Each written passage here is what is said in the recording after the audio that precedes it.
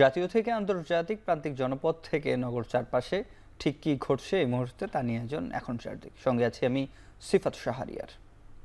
সন্ধ্যায় প্রধান উপদেষ্টার সঙ্গে বিএনপি নেতাদের বৈঠক হবে যমুনায়। এতে নির্বাচন সহ দেশের বর্তমান পরিস্থিতি নিয়ে আলোচনা হওয়ার কথা রয়েছে।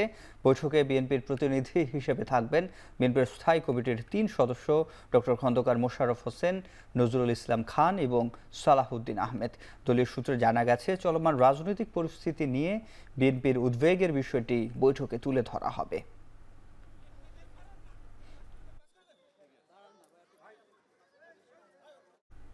নির্বাচনে দেরি করে অন্তর্বর্তী সরকার মঈনুদ্দিন ফখরুদ্দিনের পথে যাচ্ছে কিনা সেদিকে খেয়াল রাখার আহ্বান জানান বিএনপি চেয়ারপারসনের উপদেষ্টা জয়নুল আবদিন ফারুক। প্রেস ক্লাবের সামনে নির্বাচনের রোডম্যাপ ঘোষণার দাবিতে জাতীয়তাবাদী চালক দলের প্রতীকী অবস্থান কর্মসূচিতে একথা বলেন তিনি। এ সময় অপারেশন ডেভিল হান্ট সময় মতো কেন করা হলো না এমন প্রশ্ন তুলে তিনি বলেন, স্বরাষ্ট্র উপদেষ্টার অবহেলায় সচিবালয়ে আগুন লাগা সহ দেশে অনেক বিশৃঙ্খলা হয়েছে। শেখ হাসিনার ষড়যন্ত্র থেমে নেই বলে উল্লেখ করেন তিনি। কার ইঙ্গিতে, কিসের ইঙ্গিতে, কার ষড়যন্ত্রের জালে আপনারা আবার পড়ে যাচ্ছেন? নির্বাচনকে দেরি করে আবার মহিন ফখরুদ্দিনের জন্ম দেওয়া, এই বিষয়গুলো জনগণ বলা ইতিমধ্যেই শুরু করেছে। এটা আমার কথা নয়, জনগণের পক্ষ থেকে আপনাকে জানতে চাই আপনার কাছে এই ডেভিল হান্ট সময় মতো কেন করা হলো না? প্রধান উপদেষ্টা ডক্টর মোহাম্মদ ইউনূস বলেছেন, জুলাই গণ অভ্যুত্থানে আহত নিহতরা ইতিহাসের স্রষ্টা। তাদের জন্য সরকারি সহায়তা কার্যক্রম উদ্বোধন করে প্রধান উপদেষ্টা বলেন, যে জাতি ইতিহাসকে স্মরণ রাখতে পারে না সে জাতির ভবিষ্যৎ নেই।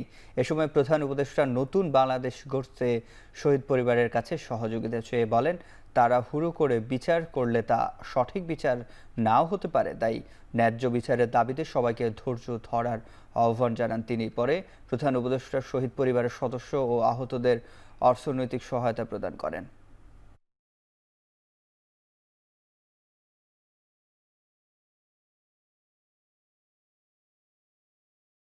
এই নতুন বাংলাদেশের ভেতরে যারা গন্ডগোলের সৃষ্টি করতে পারে তাদেরও নিশ্চিহ্ন করবো আমরা। তাদেরকে দলে বেরিয়ে ফেলবো, নিজেদের মধ্যে নিয়ে আসবো, আর তা না হলে আইনের কাছে সুপর্দ করে দেবো। এটা ছাড়া আমাদের কোনো গতি নেই। তাহলে আমরা নতুন বাংলাদেশ তাড়াতাড়ি গড়ে তুলতে পারবো। আপনার ছেলে, আপনার সন্তান, আপনার ভাই, আপনি নিজে যিনি আহত হয়েছেন, যারা এখানে আসছেন, তারা ইতিহাসের স্রষ্টা। ইতিহাসের স্রষ্টাকে সাধারণ মাপকাঠি দিয়ে, টাকা পয়সা দিয়ে হয় না। আজকে তো গুরুত্বপূর্ণ দিন প্রাতিষ্ঠানিক দিক থেকে, যদিও আমাদের ক্ষোভের কথা বলতে গিয়ে হয়তো এটা আমরা হারিয়ে ফেলেছি। খুবই গুরুত্বপূর্ণ দিন আজকে, এই জন্য যে প্রাতিষ্ঠানিকভাবে আপনারা সরকারের অংশ হয়ে গেলেন। এনটিআরসি এর নিবন্ধিতদের নিয়োগের দাবিতে রাজধানীর শাহবাগে অবস্থান করছেন আন্দোলনকারীরা। এ নিয়ে আরও জানাতে সরাসরি যুক্ত হচ্ছেন জাহিদ হাসান। জাহিদ, তাদের পরবর্তী কর্মসূচি বা কর্মপরিকল্পনা কি জানেন, জানাবেন। এনটিআরসি এবং একই সঙ্গে সরকারি প্রাথমিক বিদ্যালয় সহকারী শিক্ষক নিয়োগের যেই নিয়োগ বিজ্ঞপ্তিটি বাতিল করেছে, তারা চূড়ান্ত পর্যায়ে সুপারিশ হওয়ার পরে যাদেরকে নিয়োগ দেওয়ার জন্য বিজ্ঞপ্তি দেওয়া হয়েছিল সেটি গত সপ্তাহে হাইকোর্ট বাতিল করে দিয়েছে। চট্টগ্রাম এবং ঢাকা বিভাগের ৬,০০০ প্রার্থী, তারাই মূলত আজকে দুপুর থেকে শাহবাগের যেই সড়ক, সেই সড়ক অবরোধ করে অবস্থান করছিলেন এবং এরপর police tear shell, sound grenade এবং লাঠিচার্জ করে তাদেরকে সরিয়ে দেয়। সেখান থেকে সরিয়ে দেওয়ার পরে তারা এখন জাতীয় জাদুঘরের সামনে কিছুক্ষণ আগে অবস্থান নিয়েছেন। একই সঙ্গে তাদের একটু পাশেই অবস্থান করছে এনটিআরসি, যারা ১ থেকে ১২তম নিবন্ধিত পরীক্ষায় বিভিন্ন সময় উত্তীর্ণ হয়েছেন এবং এই উত্তীর্ণ প্রার্থীরা তারা কোনো স্কুলে বা কোনো প্রতিষ্ঠানেই, শিক্ষা প্রতিষ্ঠানে তারা শিক্ষক হিসাবে নিয়োগ পাননি। তারা সেই নিয়োগ পাওয়ার জন্য তাদের যে আবেদনটি, তারাও সড়ক অবরোধ করেছিলেন, তাদেরকেও পুলিশ ছত্রভঙ্গ করে দেয় জলকামান নিক্ষেপ করে। এবং এখন তারা ৫টার কিছু সময়ের আগে তারা এই মূল যে সড়ক, শাহবাগের চৌরাস্তার যেই সড়ক, সেই সড়ক ছেড়ে তারা এখন জাতীয় জাদুঘরের সামনে অবস্থান করছেন। এখানেই তারা এখন অবস্থান কর্মসূচি পালন করবেন। পরবর্তীতে হয়তো তাদের যে কোনো কর্মসূচি থাকলে সেটি তারা জানাবেন। এর আগে তারা 5 দিন ধরে লাগাতার শাহবাগে কর্মসূচি পালন করছেন এবং আজকে তারা এই মূল সড়ক অবরোধ করলে এবং মূল সড়কে অবস্থান নিলে পুলিশ তাদের সরিয়ে দেওয়ার জন্য দুপুর 1টার পর থেকেই মূলত বল প্রয়োগ করে এবং তাদেরকে সরে যেতে অনেকবারই অনুরোধ করা হয়। তারপর তারা সরে না যেতে চাইলে তাদের উপরে টিয়ার শেল মারা হয় এবং লাঠিচার্জও করা হয়। বেশ কয়েকজনকে শাহবাগ থানায় নিয়ে যাওয়া হয়েছে।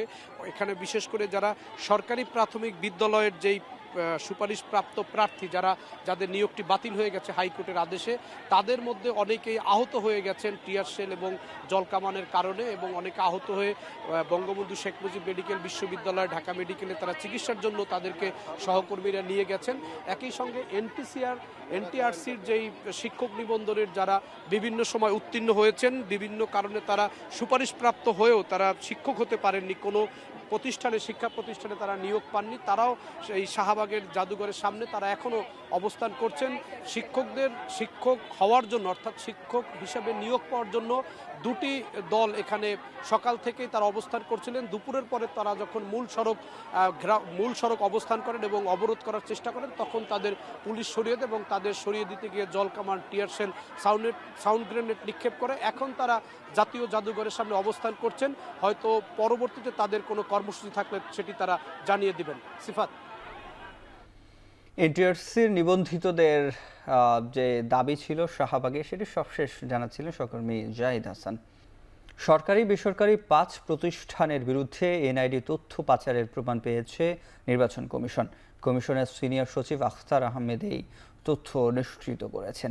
সার্ভার থেকে এনআইডির তথ্য পাচারে অভিযুক্ত প্রতিষ্ঠানগুলোর মধ্যে রয়েছে স্বাস্থ্য অধিদপ্তর, অর্থ মন্ত্রণালয়ের আইভাস, ইউসিবি ব্যাংক, চট্টগ্রাম বন্দর কর্তৃপক্ষ ও মহিলা বিষয়ক অধিদপ্তর। ইসি বলছে 5 প্রতিষ্ঠানের বিরুদ্ধে শর্ত ভঙ্গ করে নাগরিকদের তথ্য তৃতীয় পক্ষের কাছে সরবরাহের প্রমাণ মিলেছে। ইসির গঠিত তদন্ত কমিটির প্রতিবেদনের প্রেক্ষিতে অভিযুক্তদের বিরুদ্ধে ব্যবস্থা নেওয়া হবে। তিনি বলেন, প্রতিষ্ঠানগুলোর বিরুদ্ধে কেন ব্যবস্থা গ্রহণ করা হবে না এবং চুক্তি বাতিল করা হবে না এই মর্মে এরই মধ্যে চিঠি দেওয়া হয়েছে।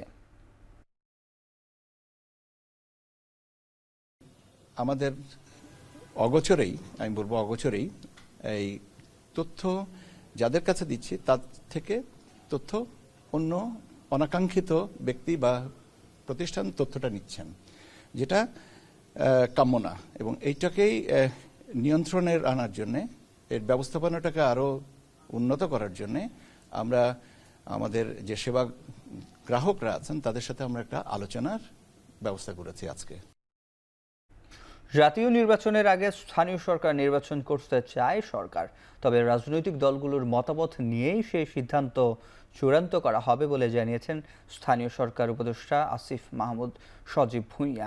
সোমবার নগর ভবনে এক সংবাদ সম্মেলনে উপদেষ্টা জানান, পিরোজপুরের স্থানীয় সরকারের অধীনে বিভিন্ন প্রকল্পের ১৬০০ কোটি টাকা আত্মসাতের প্রমাণ মিলেছে এবং অভিযোগে 11 জন প্রকৌশলীর বিরুদ্ধে বিভাগীয় ব্যবস্থা নেওয়া হবে। সাবেক মন্ত্রী সম রেজাউল করিম ও সাবেক সংসদ সদস্য মহিউদ্দিন মহারাজ এবং উপজেলা চেয়ারম্যান মিরাজুল ইসলামের বিরুদ্ধে দুদকে মামলার সুপারিশ করা হবে। স্থানীয় সরকার নির্বাচন করার ক্ষেত্রে সরকারের এক ধরনের নীতিগত সিদ্ধান্ত আছে এবং আপনারা জানেন বেশিরভাগ স্থানীয় সরকারের যেই সংস্থাগুলো আছে সেখানে এখন নির্বাচিত জনপ্রতিনিধি নেই এবং আমাদের সরকারি কর্মকর্তারা এক একজন দেখা যায় 2টা 3টা পর্যন্ত দায়িত্বে একসাথে আছে। স্থানীয় সরকার নির্বাচন আয়োজন করার ক্ষেত্রে এখন পর্যন্ত যদিও কোনো চূড়ান্ত সিদ্ধান্ত হয়নি, তবে ইতিবাচক। কিন্তু এক্ষেত্রে অবশ্যই যেহেতু এটা একটা নির্বাচনের বিষয়, নির্বাচন কমিশন, তারপর রাজনৈতিক দলসহ আদার স্টেক হোল্ডারদের সাথে প্রপার কনসালটেশনের ভিত্তিতে এই বিষয়ে একটা সিদ্ধান্তে পৌঁছানো যাবে। বৈষম্য বিরোধী আন্দোলনের যাত্রাবাড়ির পারভেজ হত্যা মামলায় সালমান এফ রহমান, পলক, শমশের মবিন চৌধুরী ও সাবেক আইজিপি চৌধুরী আবদুল্লাহ আল মামুনের রিমান্ড মঞ্জুর করেছে আদালত। সোমবার শুনানি শেষে এই আদেশ দেন আদালত। সরকারি কৌশলী ওমর ফারুক জানান, আসামিদের কারাগার থেকে আদালতে হাজির করে 10 দিনের রিমান্ড আবেদন করেন যাত্রাবাড়ী থানার এসআই নাজবুল হাসান। সাবেক আইনমন্ত্রী আনিসুল হক, শিল্প ও বিনিয়োগ বিষয়ক উপদেষ্টা সালমান এফ রহমান, শমশের মবিন চৌধুরী ও জুনাইদ আহমেদ পলকের 4 দিনের রিমান্ড দেয় আদালত। এছাড়া যাত্রাবাড়ী থানার আরেকটি হত্যা মামলায় সাবেক আইজিপি চৌধুরী আবদুল্লাহ আল মামুনের 3 দিনের রিমান্ড দেওয়া হয়েছে।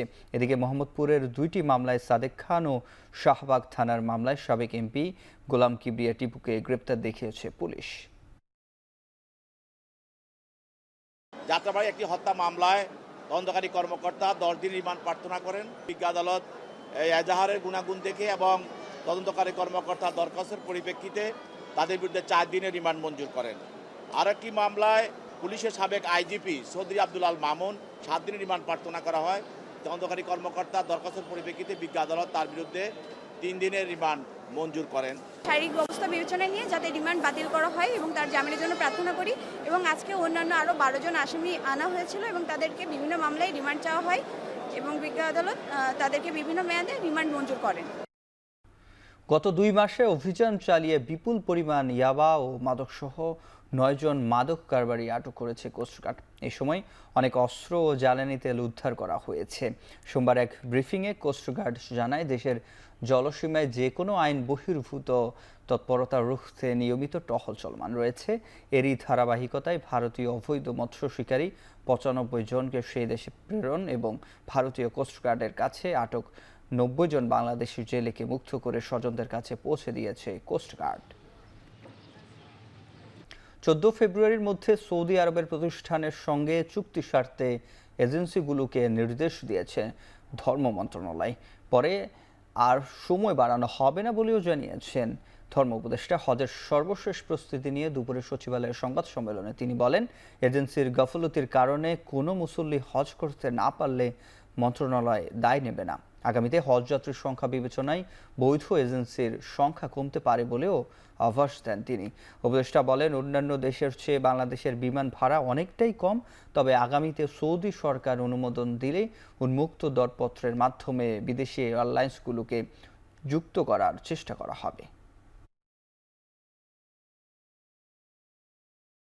এজেন্সির অবহেলা বা গাফলতির কারণে কোনো হজ যাত্রী, নিবন্ধিত হজ যাত্রী হজ করতে না পারলে সে দায় সংশ্লিষ্ট এজেন্সিকে নিতে হবে। In comparison with other countries, বাংলাদেশের প্যাকেজ কোনো ক্রমেই বেশি নয়, কোনো ক্রমে বেশি নয়। পাকিস্তান ধরেন, ভারত ধরেন, বোম্বে থেকে ফ্লাই করবে, কম হবে না। তো আশা করছি আগামী বছর যদি আমরা থার্ড ক্যারিয়ারের অনুমতি পাই, তখন একবার ওপেন টেন্ডার দিয়ে আমরা এমিরেটস, গালফ এয়ার অথবা কাতার এয়ারওয়েজের সাথে আমরা কম্পিটিশনে যাব। সুরক্ষা ইস্যুতে এবছর বাবা মায়ের সঙ্গে হজে অংশ নিতে পারবেন না শিশুরা। রোববার সৌদি আরবে হজ ও ওমরাহ মন্ত্রণালয়ের বরাত দিয়ে বিষয়টি নিশ্চিত করেছে গালফ নিউজ। প্রতি বছর হজের সময় প্রচণ্ড ভিড়ে শিশুদের স্বাস্থ্য ঝুঁকি দেখা দেয়। তাদের নিরাপদে রাখতেই রিয়াদের এই সিদ্ধান্ত বলে জানিয়েছে দেশটির সরকার। সৌদি হজ মন্ত্রণালয় আরও জানিয়েছেন, এরই মধ্যে অনলাইন শুরু হয়েছে 2025 সালের হজের নিবন্ধন। যারা এর আগে কখনো হজে অংশগ্রহণ করেনি, এবছর তাদের অগ্রাধিকার দেয়া হবে। এর আগে বাংলাদেশ, ভারত, পাকিস্তান, মিশর, ইন্দোনেশিয়া সহ 14টি দেশের ট্যুরিজম, বিজনেস ও ফ্যামিলি ভিসা বাতিলের ঘোষণা দিয়েছে সৌদি আরব সরকার, যা 1 ফেব্রুয়ারি থেকে কার্যকর হয়েছে। আসন্ন চ্যাম্পিয়ন্স ট্রফির আসরে শিরোপা জয়ের সম্ভাবনা আছে শান্ত মিরাজদের। নিজেদের সেরা ক্রিকেটটা খেললে প্রতিপক্ষকে ঘায়েল করা সহজ হবে বলে মনে করেন tiger head coach Phil Simmons. এছাড়া পুরো টুর্নামেন্টে লিটনকে মিস করবেন এই Caribbean. When you go into a tournament, you try and prepare as best as you could, and on that day, you play your best game, and that's what I look to try and get the team to do on every occasion. I think that we have a very good chance once we play to the best of our ability. I think Litton, when the team was selected, obviously as players we get disappointed when we're not in squads, but I think he's taken it on the chin and he's been working on his batting. A player like that you are going to miss, but at the same time we all know he has accepted the fact that Bulawayo টেস্টে জিম্বাবুয়েকে 63 রানে হারিয়েছে Ireland. ম্যাচের শেষ দিনে জয়ের জন্য আইরিশদের দরকার ছিল 3 উইকেট। আগের দিনে অপরাজিত থাকা নিউম্যান ক্রিজে বেশিক্ষণ স্থায়ী হননি। 8 রান করে সাজঘরে ফেরেন তিনি। ইনিংসে সর্বোচ্চ 84 রান করা মাধিভিরে আউট হওয়ার পর আইরিশদের জয়ের রেখা পরিষ্কার হয়ে যায়। শেষ দিকে মুজারাবেনিকে বোল্ড করে দলের জয় নিশ্চিত করেন ম্যাকব্রাইন। জিম্বাবুয়েনদের দ্বিতীয় ইনিংস থামে 228 রানে। দুই দলের মধ্যকার একমাত্র টেস্ট 4 উইকেট শিকারের পাশাপাশি 90 রান করে ম্যাচ সেরা অলরাউন্ডার ম্যাকব্রাইন। শেষ করছি এখন চারদিক। এখন টেলিভিশন ওয়েবসাইটে দেখতে ভিজিট করুন www.ekhon.tv। ফেসবুকে দেখতে ভিজিট করুন facebook.com/tv.ekhon। ইউটিউবে দেখতে ভিজিট করুন youtube.com/c/ekhon tv।